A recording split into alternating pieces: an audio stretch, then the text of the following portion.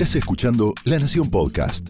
A continuación, Camila Perochena y Santiago Rodríguez Rey te cuentan quiénes fueron los hombres y mujeres que dirigieron al país en sus primeros 200 años de historia en La Banda Presidencial. Con 64 años de edad y en su estancia bonaerense, Irigoyen recibió la noticia que había sido electo presidente, una noticia que no pareció alterarlo ni moverle un pelo. Multitudes se congregaron en la puerta de su casa de la calle Brasil para saludar al nuevo presidente, que sin embargo no se asomó ni a saludar.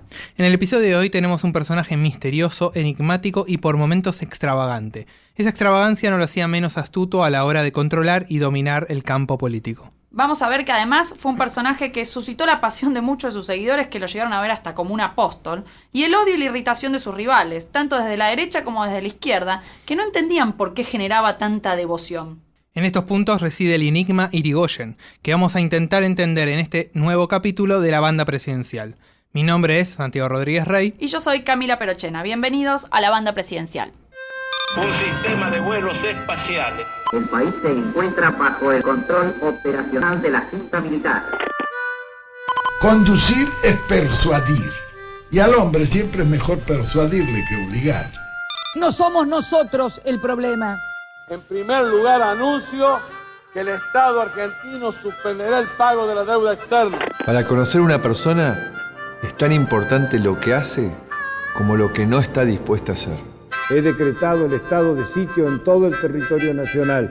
El radicalismo no lo mueve el rencor, el odio ni el deseo de revancha. Desde hace 10 años el radicalismo viene bregando por la normalización del país. ¡Mentira! ¡No existe la libertad sin justicia! Vengo a proponerles un sueño. Si quieren venir, que vengan, les presentaremos batalla.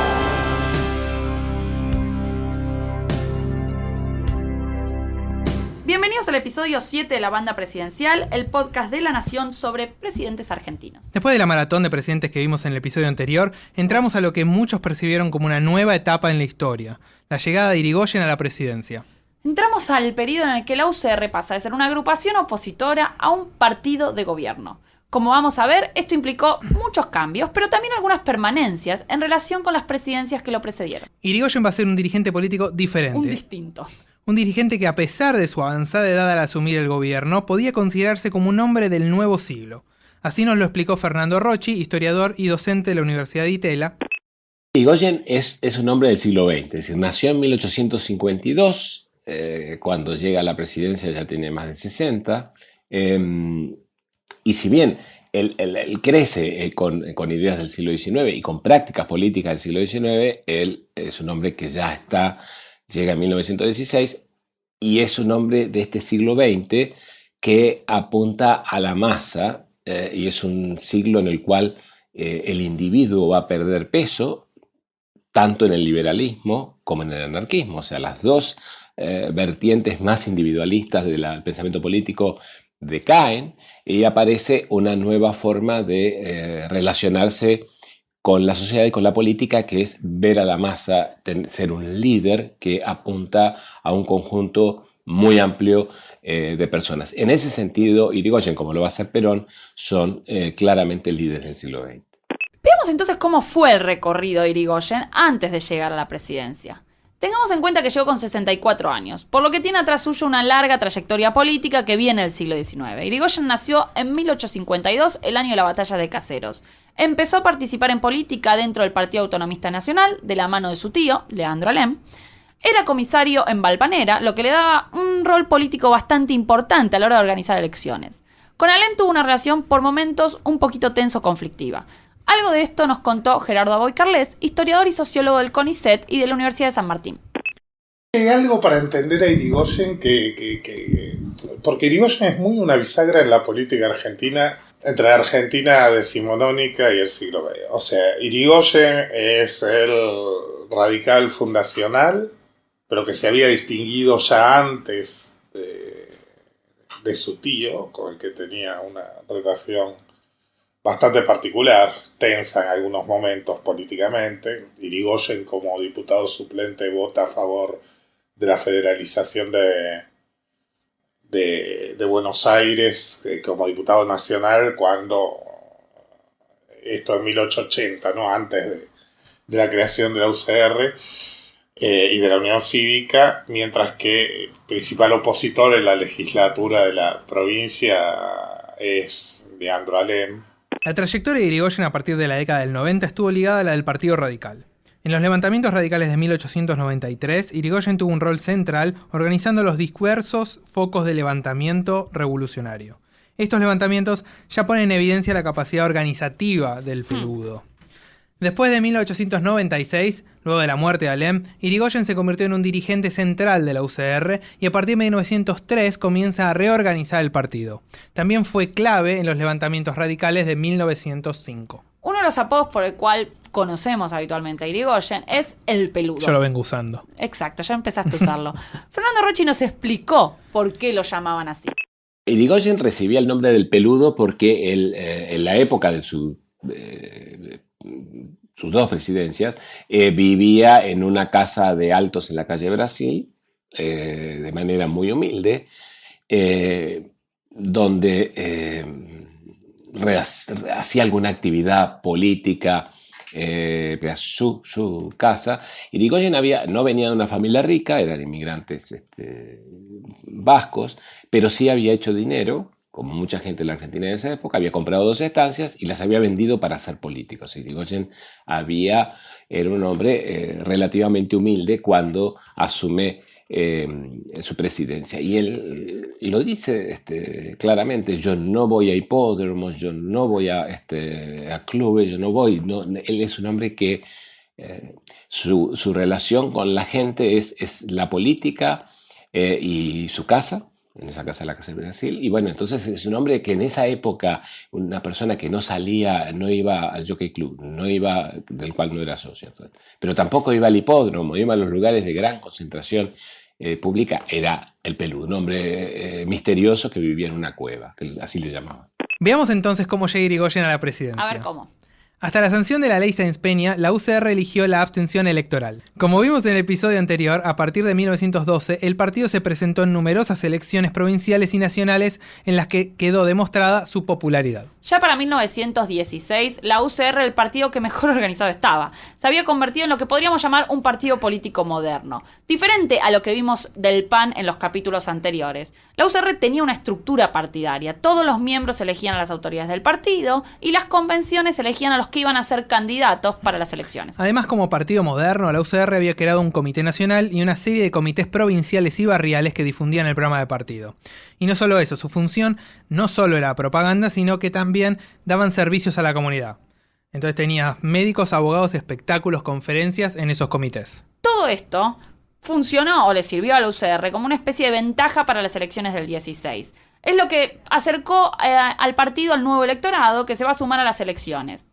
A pesar de estas ventajas que tenía la UCR, vamos a ver que llega a las elecciones de 1916 sin estar seguro de si se iban a presentar y sin saber si Irigoyen iba a ser o no el candidato. Las elecciones eran a inicios de abril y todavía para mediados de marzo no sabían si Irigoyen iba a ser o no el candidato. Bueno, casi lo que nos pasa este año. Exacto. Irigoyen se hizo desear bastante porque decía que no quería ser candidato. Diversos grupos de radicales entonces le insistieron, marcharon hasta su casa, amenazaron con renunciar como representantes del partido y después de mucha insistencia, Irigoyen finalmente aceptó. Pero con todas estas vueltas para la campaña quedaban solo 2 semanas. Durante estas semanas se realizaron conferencias en barrios y plazas para convencer electores o grandes actos en algunas ciudades. En el campo era un poco distinta la campaña. Y ahí era mejor convencer a los policías o jueces de paz más que a los electores. Porque eran menos. Sí. Así que se organizaban asados con vino, juegos de cartas y carreras de caballo. El 2 de abril finalmente se votó. Participó el 62% de los ciudadanos habilitados para votar. Un montón. Para la época, un montón. Irigoyen fue el candidato más votado con 46% de los votos, pero recordemos que había colegio electoral. Y la cantidad de electores que apoyaban a Irigoyen en el colegio electoral no le dieron un triunfo automático. Para lograr la mayoría en el colegio electoral había que convencer a los electores de Santa Fe, que si bien eran radicales, eran disidentes. Si convencía a esos 19 electores, Irigoyen podía ponerse la banda presidencial. Finalmente los santafesinos cedieron en las negociaciones y apoyaron a don Hipólito. El 12 de octubre fue la asunción de Irigoyen, que congregó a una multitud de personas. Más o menos 100.000 personas siguieron el recorrido que hizo desde el Congreso hasta la Casa Rosada. Cuando llegó a la Casa Rosada, salió al balcón, pero ojo, no dio ningún discurso. Fue más bien un saludo un poquito frío. No bailó nada. No bailó, no hizo nada. Irigoyen no era un líder que le gustara hablar en público o participar en manifestaciones populares. Prefería las charlas cara a cara, los cafés, algo más íntimo. En su casa, ahí en la casa en Brasil, iban, lo visitaban. Esto igual no nos debería llevar a decir que no tuviera un liderazgo carismático, sino que tenía otro estilo. Irigoyen era un hombre muy carismático, es decir, generalmente se asocia el carisma con una persona que habla ante muchísima gente en una plaza pública y los hipnotiza, pero podés hipnotizar teniendo relaciones personales, que era lo que hacía Irigoyen, lo que hacían caudillos del siglo XIX. Y él, lo que hacía Irigoyen es que veía gente todo el tiempo, no se tomaba vacaciones, no había feriados. Para él veía a gente que era aserción muy personal, que es algo bastante particular del populismo. El populismo generalmente tiene una relación hacia la masa grande, con los medios de comunicación que había en ese momento, en cada momento, y una relación muy personal con la gente. Tullia Perindongui tiene un artículo que se llama El enigma Irigoyen, empieza con una anécdota de Rómulo Betancourt en Venezuela, que cuenta que para poder imponer a Carlos Andrés Pérez se tuvo que tomar un café con cada venezolano que era potencial votante. Era así Irigoyen, era un hombre aparentemente muy simpático, recibía gente todo el tiempo y recibía gente de muchos lugares. Por ejemplo, llegaban a verlo los radicales un radical de Casilda. Y entonces Irigoyen aparentemente ya le habían dado antes información sobre la persona que iba a verlo, entonces ya sabía quién era, preguntaba sobre la familia, y entonces Irigoyen le decía, no sabe cómo los quiero a los radicales de Casilda, y son mis amigos. Y entonces esa persona de Casilda volvía a Casilda, y entonces se reunía en su comité con los otros de Casilda, y le decían, no saben cómo los quiere el doctor Irigoyen, este hombre que no los quiere Jesús, quizás hubiera dicho, cómo los quiere el apóstol, no se sabía cuál era su figura exactamente. Entonces esto se transmitía mucho en una sociedad aparte más chica. Imagínense que era cada lugar del país donde se transmitía la impresión de Irigoyen hacia un dirigente muy local probablemente, que a su vez transmitía a sus amigos. Si esto no es carisma. Incluso llegó a ser objeto de devoción por parte de diversos sectores radicales que lo consideraban como un apóstol o incluso se lo comparaba con Jesús. Consideraba en ese sentido una especie de enviado. Él decía, nadie ha visto el alma del pueblo como yo. O sea, él tiene una concepción casi de encarnación de la representación de la voluntad popular. Cuando uno lo lee. A ese periodo entre 1905 y 1910. Yo creo que eso es más largo en la formación de Irigoyen. Es algo más largo y que eclosiona así con ese cambio en una clave democrática más,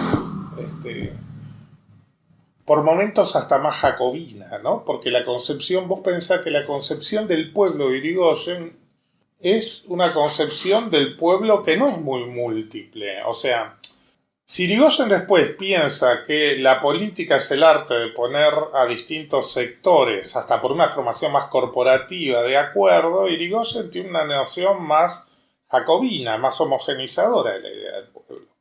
Por eso muchas veces cierto nacionalismo popular de los 70 se parece en verdad más a Irigoyen que a Perón. Lo que es no aprender de los Beatles, No todos los radicales acordaban con este estilo de liderazgo presidencial que tenía Irigoyen. A algunos les costaba un poquito esto de verlo como un apóstol y preferían verlo como uno igual a ellos. Tampoco le gustaba la manera en que Irigoyen manejaba el partido. Estos radicales llamaban a sí mismos radicales principistas y presentaron su propio candidato en las elecciones de 1922. Irigoyen nunca es el líder absolutamente indiscutido de su partido. Nunca lo es. O sea, es el líder radical, es el líder masivo, pero siempre enfrentó otras voces internas dentro del partido. Voces internas que muchas veces, digamos, promovían pronunciamientos cuestionando al líder, ¿no? Estoy pensando tiempos de Alvear, digamos, antes de la ruptura antipersonalista, un manifiesto de varios senadores diciendo no nos creemos especialmente iluminados ni siguiendo las huellas de ningún apostolado, una referencia directa, digamos, a Irigoyen. Irigoyen, digamos, esto explica también que siendo una personalidad bastante más autoritaria en algunos aspectos. Por ejemplo, la de Perón, el régimen de Irigoyen, sin embargo, se ha caracterizado mucho más apegado, digamos, a la ley, independientemente de que tuviera transgresiones a la misma. Irigoyen nunca fue el líder indiscutido, siempre tuvo posiciones internas, siempre tuvo que negociar, siempre tuvo que dejar espacios. Él mismo decide que su sucesor sea Alvear, sabiendo que Alvear había sido el secretario de Alem y había mantenido una relación muy especial con un núcleo político que había sido hostil en general a Irigoyen, que fue todo el núcleo que rodeó siempre a Leandro Alem. ¿Pero quiénes eran los que apoyaban a Irigoyen? ¿Se trataba de una clase social específica? Bueno, momento de desmitificar. Durante mucho tiempo se dijo que la UCR era el partido de una naciente clase media. A mí me enseñaron eso. Sí, esta afirmación hay que matizarla un poquito. Sobre todo para este primer gobierno de Irigoyen. En las elecciones de 1916, la UCR atrajo votantes de todas las clases sociales. Lo votaban trabajadores rurales, urbanos, élite de la capital y del interior, igual que los conservadores. Además, la UCR no se veía a sí misma como representantes de una única clase social. Consideraban que encarnaban al pueblo en su conjunto o a la nación. Para Irigoyen, radicalismo y nación eran la misma cosa. Esto era un aspecto clave de su identidad partidaria y de la identidad del radicalismo en ese entonces. Los radicales llegaban a decir que su programa era la Constitución Nacional. Así cualquiera, no tienen ni que redactar un programa. Esta identidad además se constituyó en oposición al régimen. El radicalismo se había presentado desde sus orígenes como una lucha de la causa contra el régimen. Por eso había en Irigoyen una idea de que su presidencia daba inicio a algo completamente nuevo. Esto es lo que llamaríamos una idea moral y regeneracionista de la política.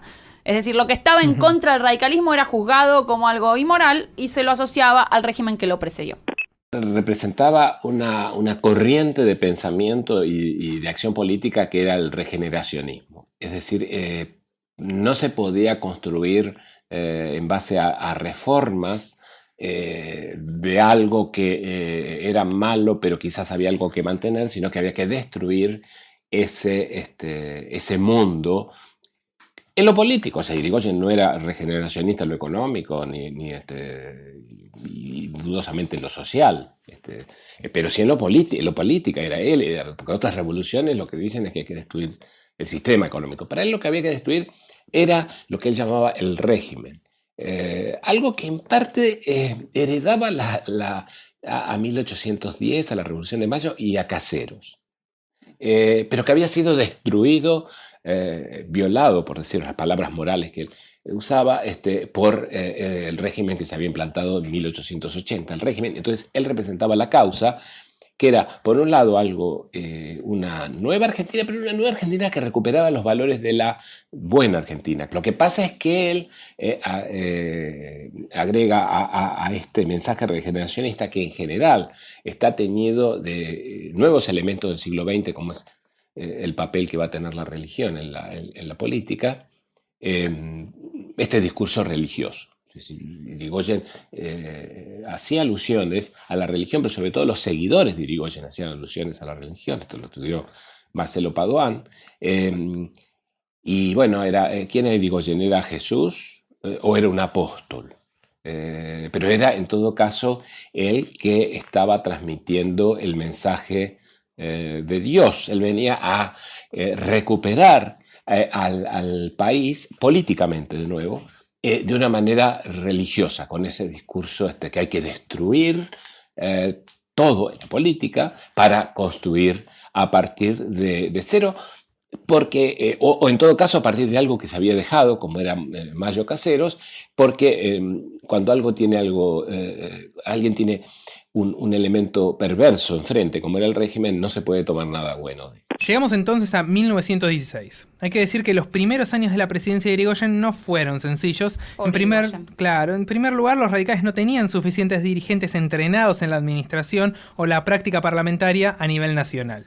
Además, la mayoría del Congreso y muchas de las provincias estaban en manos de los conservadores. Esto llevó al presidente a intervenir provincias, algunos incluso más de una vez, y la intervención se hacía con el argumento de que los gobernadores habían llegado por elecciones fraudulentas y que por eso tenían que ser destituidos. Algunas durante el receso del Congreso y demás, ¿no? Mentían por ahí. La relación entre el presidente y el Poder Legislativo no fue muy serena. Durante su presidencia, Irigoyen no iba a la apertura de sesiones ni enviaba a sus ministros a responder interpelaciones. Besitos para vos, Congreso. No, y el Poder Legislativo, con mayoría opositora, trababa las medidas enviadas por el presidente.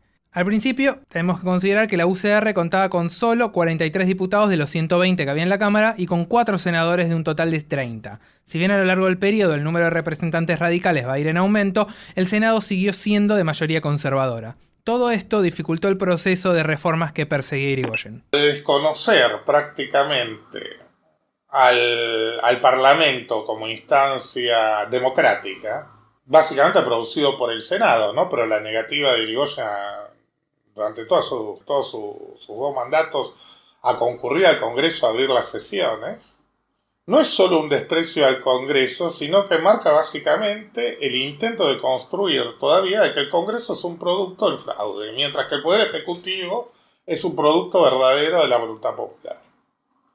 Y eso construye, digamos, si querés, una legitimidad distinta para un gobierno que en muchas áreas, marina mercante, petróleo, va a avanzar mediante el recurso al decreto. Y ese decreto crea posteriormente institución y demás. De hecho, la marina mercante en Argentina se creó por decreto. La mayor parte de la legislación petrolera inicial sale por decreto, si bien YPF no lo crea Irigoyen, sino que ya lo crea Alvear. Pero en eso tiene mucho que ver, digamos, esa puesta en cuestión del lugar del Congreso. O sea que sí, en Argentina, y más en esa Argentina, hay un contraste fuerte, porque vos venís de un funcionamiento cuasi parlamentario del Congreso durante los últimos años, del régimen político, durante los últimos años del, entre comillas, régimen. O sea, esto es los ministros yendo, los ministros dando explicaciones, los ministros presentes y pendientes de la actividad del Congreso. No solo se renueva el personal humano del Congreso, en parte, con gente de proveniencia con menor experiencia política directa y de gestión, sino que el Congreso también va perdiendo, justamente por ese lugar donde el único que prácticamente reclama una legitimidad democrática casi exclusiva es el Ejecutivo. Y el bloque radical se plantea como el acompañamiento de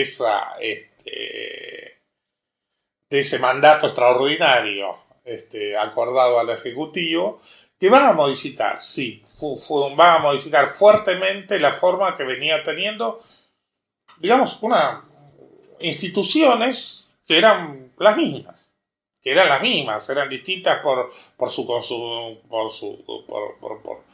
cómo se conformaban, por el personal que reclutaban, por el voto que si querés la llevaba adelante, pero su mecánica fue muy distinta.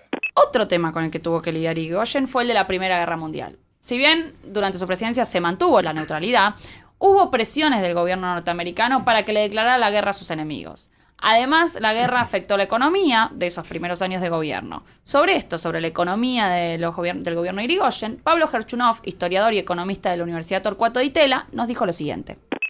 Es el cruce entre una democracia naciente y un patrón productivo agónico, diría yo. Y creo que una de las cosas que caracteriza a los gobiernos radicales es que, como la mayor parte de los expertos y los políticos de la época, no sabían que era un patrón productivo agónico. Sí sabían que era una democracia naciente y creían que con la democracia se curaba, se educaba y se comía. Pero desde el comienzo estuvieron muy sacudidos, sobre todo Irigoyen estuvo muy sacudidos por turbulencias externas, básicamente. La Primera Guerra Mundial fue muy tremenda para la economía argentina, fue el fin de una ilusión. Y entonces Irigoyen tuvo que poner en juego una dosis de astucia muy fuerte para poder superar el shock negativo que estaba afrontando. Y de verdad que lo logró. Quiero decir, tuvo un pulso firme para hacer una política muy disciplinada cuando las circunstancias de la guerra se lo exigían, y se dio cuenta bastante rápido del momento en que eso había terminado y podía empezar a hacer una política más expansiva y una política más sesgada, más inclinada a la justicia social, que era lo que le gustaba. Porque si algo le gustaba a Irigoyen era la combinación entre la vieja economía y la justicia social. Acá Pablo nos deja un tema picando, que es el de los sectores populares y el movimiento obrero. Contanos. En un principio, Irigoyen intentó mantenerse como árbitro en los conflictos obreros, pero a partir de 1917 aumentó la movilización y el conflicto social. Era una movilización bastante inédita para la época. Sí, esta movilización en parte se relacionó con la economía y en parte con el contexto internacional. En la economía, la posguerra trajo el derrumbe de los precios internacionales de la lana y de la carne. Los sindicatos a esta altura además estaban bastante organizados y ya habían tomado el tiempo, tenían bastante claro cómo actuar para paralizar la economía. En el contexto internacional, además, la Revolución Rusa generó dos cosas. Por un lado, esperanzas entre las agrupaciones de izquierda, pero también miedos entre los empresarios y los conservadores. Esto fue haciendo que cada vez fuera más difícil la política conciliadora que Irigoyen intentó al principio, y algunos conflictos se le fueron de las manos, se desbordaron, como fue el caso de la Semana Trágica del 19 y lo que pasó en la Patagonia en 1921. En estos dos casos intervino el ejército y la represión fue profunda. La Semana Trágica fue una de las represiones más sangrientas a trabajadores en las primeras décadas del siglo XX. El acontecimiento empezó en diciembre de 1918 con una huelga en los talleres metalúrgicos Bacena. Los obreros reclamaban mejores salarios y la reducción de las horas de trabajo. En el marco de esta huelga, el 7 de enero de 1919, un grupo de huelguistas va a tirar piedras a los obreros que no se sumaron a la protesta, a los carneros. La policía va a responder a esta agresión reprimiendo y dejando un costo de 4 muertos y 30 heridos. Como respuesta a la agresión policial, los sindicatos anarquistas llamaron a una huelga general. La mayoría de los trabajadores adhirieron al paro y grandes masas acompañaban el cortejo fúnebre que trasladaba a las víctimas del 7 de enero. Esta jornada se cerró con nuevos enfrentamientos entre policías y trabajadores que provocaron aún más muertes. Además se formó un grupo parapolicial que se llamó la Liga Patriótica. Esta organización se definía a sí mismo como Asociación de Ciudadanos Pacíficos Armados, un poquito contradictorio. Sí. Buscaba actuar como fuerza de choque entre las movilizaciones, dentro de las movilizaciones obreras, levantando consignas nacionalistas, antisemitas y xenófobas. A pesar de que era ilegal, fue bastante tolerada por el Estado. En nombre de la patria y del orden, este grupo de ciudadanos pacíficos armados o algo así, llevó adelante en realidad una violenta represión hacia obreros y a miembros de la colectividad judía. En la Patagonia también se vio una intensa represión por parte del ejército. En 1920 y 21, los peones rurales de estancias ovinas fueron a una huelga por los bajos salarios y las condiciones precarias en las que trabajaban y vivían. La pasaban bastante mal los peones rurales de la Patagonia. Frente a eso, los estancieros también se organizaron para responder a la movilización y en este caso fundaron las Guardias Blancas, que eran grupos de vecinos armados que buscaban reprimir trabajadores también. El conflicto duró varios meses hasta que las fuerzas enviadas por el gobierno nacional, junto a las Guardias Blancas, iniciaron una dura represión en la cual se fusilaron masivamente líderes sindicales y obreros. No se conoce la cifra exacta de fusilados, pero se calcula que fueron más de 1000.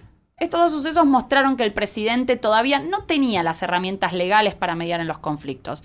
Igualmente hay que tener en cuenta que ambos acontecimientos, junto con el de la forestal, fueron una excepción más que una regla en la política social del irigoyenismo. Es más, luego de la Semana Trágica, las relaciones entre los sindicatos y el gobierno cambiaron. ¿Qué pasó? Se intentó establecer medidas económicas que beneficiaran a sectores populares para evitar más conflictos. En la política de los gobiernos radicales frente a los sectores populares hay algo de política pública y algo de azar, algo que viene de afuera, ¿no? El primer momento es un momento tremendo, casi trágico, diría yo. Lo que hasta 1918, decir que Irigoyen tiene una política para los sectores populares es un exceso del lenguaje. El salario real no para de bajar, la inflación no para de subir, el descontento solo está atenuado por el hecho de que es un hombre que ha llegado al gobierno hace demasiado poco tiempo. Eso hay que tener en cuenta. A veces los economistas razonamos en términos de años. Y eso no sirve porque Irigoyen llegó al gobierno a fines del 16 y yo diría a fines del 17 o comienzos del 18 empezaba a recuperarse la economía, pero ese primer año y medio fue muy duro, muy duro. Desde entonces, Irigoyen sesga su política, abastecimiento de bienes de consumo básicos en las ferias populares, una política una especie de arbitraje a favor de los sindicatos en las negociaciones colectivas, una combinación de elementos que permite que aún todavía con inflación muy alta los salarios reales empiecen a subir desde mediados del 18 y con mucho más fuerza después, ¿no? Con mucho más fuerza después. La primera presidencia de Irigoyen se terminó en 1922 con la elección de Alvear. Alvear fue el candidato designado por Irigoyen, quien lideró la campaña presidencial. Pero en este episodio no vamos a contar todavía cómo fueron los últimos años de Irigoyen, porque nos queda un segundo round, una segunda presidencia. Lo vamos a ver en el próximo. A Irigoyen lo volvemos a encontrar con la banda puesta entre el 28 y el 30. Les agradecemos mucho a Fernando Rocchi, Pablo Gerchunov y Gerardo Boicarles por sus intervenciones en este periodo. Hoy tenemos 2 libros para recomendar. A ver, ¿cuáles? Tenemos por un lado el libro de Pablo Gerchunov, El eslabón perdido, sobre las presidencias radicales. Y por el otro tenemos el de Historia de la Argentina de 1916 a 1955 de Alejandro Cataruza. Como en todos los episodios, les preguntamos quiénes deberían ser los presidentes en nuestro Mount Rushmore. Gerardo Boicarles nos dijo esto. Tiene que estar sí o sí Irigoyen, tiene que estar Perón y tiene que estar Alfonsín. El cuarto, para mí, puede ser Roca, puede ser Sarmiento, pero por motivos muy distintos. O increíblemente puede ser un personaje minusvalorado y bastante desagradable en muchos aspectos por ser, entre otros, aquel que aplicó la ley de defensa social que es Figueroa Alcorta, pero que yo creo que si uno piensa en cómo se removieron los obstáculos para un proceso de democratización en Argentina, digamos, la figura de Figueroa Alcorta y no es mucho más de lo que es Roque. Les recomendamos suscribirse al podcast para no perderse la salida del próximo episodio de La Banda Presidencial, cuando vamos a ver junta la dupla radical más codiciada del siglo XX, Alvear y Irigoyen. Hasta entonces, yo soy Santiago Rodríguez Rey. Y yo soy Camila Perochena. Chau.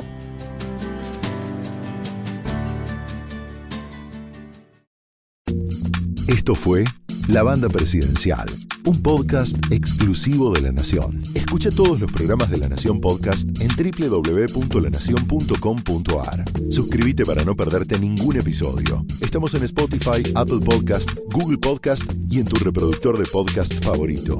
Seguí escuchando La Nación Podcast.